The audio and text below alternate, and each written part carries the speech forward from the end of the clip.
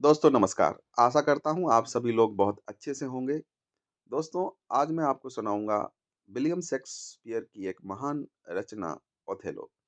जी हाँ, Othello William Shakespeare की एक बहुत ही महान रचना है और ये एक उसकी उनकी जो एक ग्रेट ट्रेजिक प्ले है उनमें से एक है। तो दोस्तों बिना किसी देरी के शुरू करते हैं आज का प्ले ओथेलो। सबसे पहले मैं इसके कैरेक्टर्स के बारे में थोड़ा-सा आपको एक ब्रीफ में इंट्रोडक्शन दूँगा, उसके बाद में उसकी कहानी को बड़े ही सरल शब्दों में बताऊँगा। तो इस प्ले का जो मेन कैरेक्टर है, वो है ओथेलो। ओथेलो वेनिस का सेनापति है और एक सच्चा बहादुर सैनिक है, लेकिन भावुक भी है। दूसरा कैरेक्टर है डेस्डेमोना। डेस्डेमोना ओथेलो की पत्नी है, मासूम और सच्ची है। तीसरा कैरेक्टर है आइगो। आइगो ओथेलो का सिपाही है, चालाक और षड्यंत्रकारी है। एक नेगेटिव कैरेक्टर है, विलेन है। चौथा कैरेक्टर है केसियो।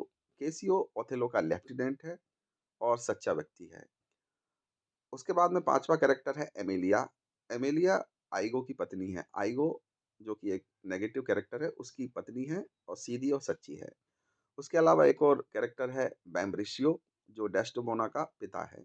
दोस्तों इसके अलावा भी और कैरेक्टर हैं मोंटेना और रॉड्रिगो, बट जो मेन कैरेक्टर हैं वो यही हैं। तो दोस्तों कहानी की शुरुआत कुछ इस प्रकार से होती है। ओथेलो वेनिस की सेना का महान सेनापति है। वह एक विदेशी है, मतलब वो वेनिस का रहने वाला नहीं, एक मूर है, लेकिन बहुत ही ईमानदार है और साहसी है। ओथेलो चुपचाप डेस्डेमोना से प्रेम विवाह कर लेता है। इस बात से ब्रेम्ब्रेशियो बहुत नाराज हो जाता है। ब्रेम्ब्रेशियो डेस्डेमोना का पिता है, लेकिन बाद में उस विवाह को ब्रेम्ब्रेशियो स्वीकार कर लेता है। आइगो बहुत ही एक चालाक व्यक्ति है, एक सैनिक है वेनिस का। वो ओथेलो से नफरत करता है, क्योंकि उसे ऐसा लगता है कि ओथेलो ने केसियो को प्रमोशन दे दिया है। केसियो ओथेलो की सेना में एक लेफ्टिनेंट है। उसके केसियो के प्रमोशन से आइगो बहुत नाराज है ओथेलो से। उसे लगता है कि प्रमोशन उसका होना था, जबकि प्रमोशन केसियो को मिल गया। आइगो को लगता है कि उसके साथ में अन्याय हुआ है। वो अपने आप को विक्टिमाइज महसूस करता है और ठान लेता है कि जब भी मौका मिलेगा वो ओथेलो की जिंदगी बर्बाद कर देगा। इसी बीच साइप्रस में कुछ हलचल होती है, गृह युद्ध वाली कंडीशन बनती है। तो डीक ऑफ वेनिस मतलब वेनिस के राजा ओथेलो से कहते हैं कि तुम साइप्रस में जाकर घटनाओं को नियंत्रित करो। ओथेलो अपनी सैन्य की टुकड़ी के साथ में साइप्रस के लिए जाता है। उसके साथ में केसियो और आइगो भी जाते हैं। साइप्रस में आइगो चालाकी से ओथेलो के जो लेफ्टिनेंट है केसियो को ज्यादा शराब पिलवा देता है। शराब पीने के बाद में नशे में केसियो रॉड्रिगो से झगड़ा करने लगता है। रॉड्रिगो आइगो का साथी होता है और उसी के कहने पर वो केसियो से झगड़ा करने लगता है।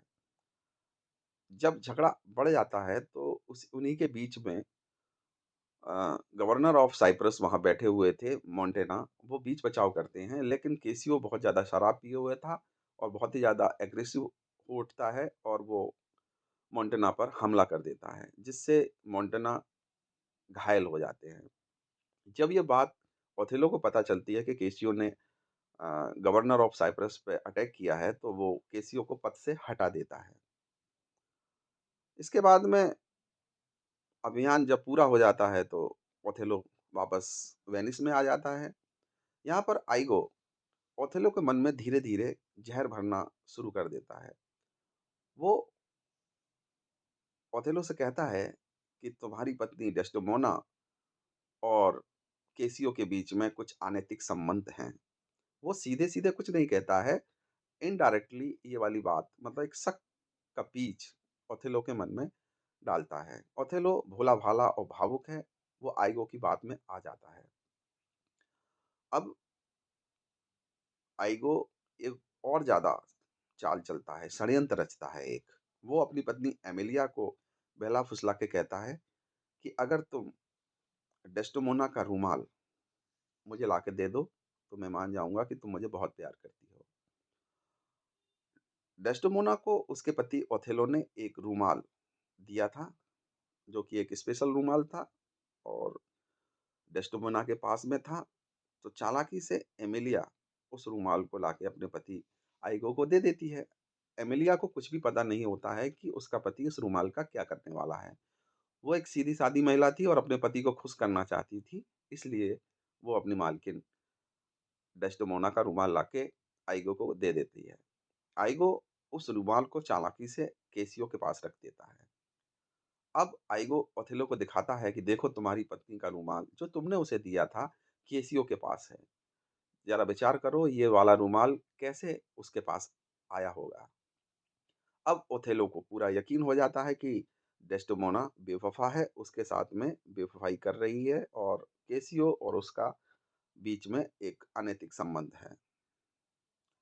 अब ओथेलो बहुत ज़्यादा नाराज़ और दुखी रहने लगता है। एक दिन गुस्से में और डाउट में अंधा होकर ओथेलो डेस्टिमोना की हत्या कर देता है। जब ये वाली बात एमिलिया को पता चलती है, तो वो बहुत ज़्यादा दुखी हो जाती है और जाकर ओथेलो को पूरी बात बता देती है कि कैसे उसने ही डेस्टिमोना के रुमाल को उठाकर अपने पति आइगो को दिया था और आइगो ने षड्यंत्र से केसियो तक वो रुमाल पहुँचाया। सच्चाई जानकर ओथेलो बहुत पछताता है और भावुक होकर और दुखी होकर खुद को तलवार मारकर हत्या कर लेता है। जब ये वाली बात ड्यूक ऑफ वेनिस को पता चलती है और लोगों को पता चलती है, तो आइगो को गिरफ्तार कर लिया जाता है और जेल भेज दिया जाता है। तो दोस्तों इस प्रकार इस प्ले का एक दुखांत हो जाता है, ट्रेजिक एंड हो जाता है। तो इससे जो लर्निंग मिलती है वो ये लर्निंग ये है कि शक आदमी को अंधा कर देता है, ईर्ष्या इंसान को बर्बाद कर देती है और बिना प्रमाण के किसी पर विश्वास नहीं करना चाहिए। सच्चा प्रेम तो विश्वास पर टिका रहता है। तो दोस्तों आशा करता हूँ आपको मेरे द्वारा सुनाया गया ये कहानी, ओथेलो की कहानी सरल भाषा में बहुत अच्छी लगी होगी। अगर अच्छी लगी हो तो इसको लाइक करें, मेरे चैनल को सब्सक्राइब करें। बहुत जल्दी ही मिलेंगे हम एक नई कहानी और नए कंटेंट के साथ। तब तक आपका बहुत-बहुत धन्यवाद।